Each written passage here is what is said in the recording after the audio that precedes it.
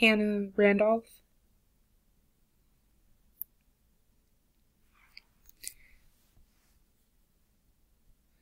If you're anything like me and you often find yourself going to fast food restaurants, even though you know that a home-cooked meal is better for you and tastes better, then I have good news for you, because today I'm going to be showing you how to cook a delicious homemade meal.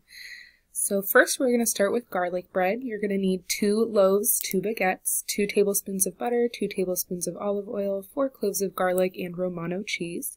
You can use any cheese, but I chose Romano. It's my favorite on garlic bread. So next you're going to take those 2 baguettes that you got and you're going to use a bread knife. I cannot stress enough how important it is to use a bread knife instead of a normal knife. And you're going to cut those in half horizontally so they fold out.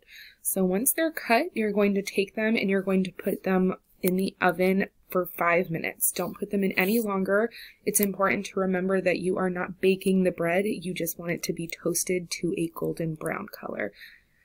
So next you are going to crush the cloves of garlic that you have. Once they are crushed, you're going to mix them.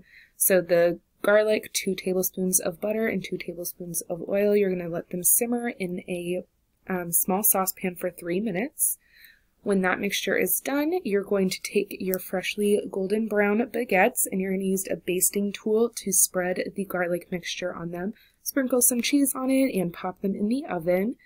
So you're going to have to keep an eye on it, but once it's done, it's going to look something like this. You're going to need an oven mitt to take it out of the oven, and again, a bread knife to cut into small little pieces like you would normally serve garlic bread. So after the garlic bread is done, we can start preparing the spaghetti. You're going to preheat your oven to 450 degrees. You're going to need sirloin steak, noodles, salt, pepper, egg, breadcrumbs, cheese, crushed tomatoes, onions, olive oil, beef stock, and garlic again.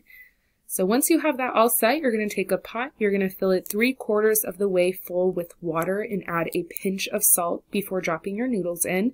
That pinch of salt will help the noodles not to stick together. It also helps the boiling process along. So when that is on the boil, you're going to take your sirloin steak, the salt and pepper, 1 egg, a cup of breadcrumbs, and Romano cheese. I used about 2 cups of cheese, and you put that all in a bowl and mix thoroughly.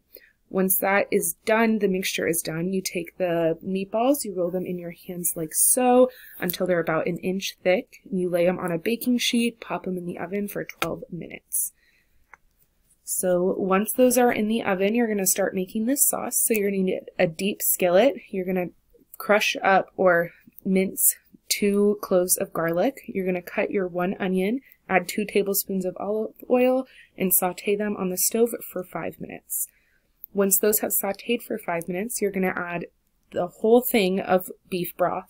You're going to add a whole can of crushed tomatoes, salt and pepper to taste, and you're going to add them into that mixture and let them saute then for 10 minutes, stirring occasionally. When that's done, the meatballs should be done by this point, so you take your oven mitt, you take the meatballs out of the oven, and please remember to turn your oven off. You are going to be done with it for the day after this. Then the noodles should be done boiling, so you're going to take a colander and you're going to drain the noodles thoroughly before moving them to a plate to cool down while the sauce and the meatballs are finishing up cooling down as well. So once those are done, you can take that sauce off the heat, remove it from the stove, and let it sit maybe on a counter or on top of a stove top that was not previously heated. So that way you don't want to burn the sauce while you let it set while you finish the rest of it, and then you turn the stove off. Then you can take your plate and you can ladle on some of your tomato sauce, lay the meatballs on as well, and you are all set to enjoy the spaghetti. But then you need to take that nice fresh garlic bread that we just prepared. Since it's all cooled down now, you can pass that around the table. Let everyone take a slice or 2 or 3, no matter how much they want. You can put that on your table and you are ready to enjoy.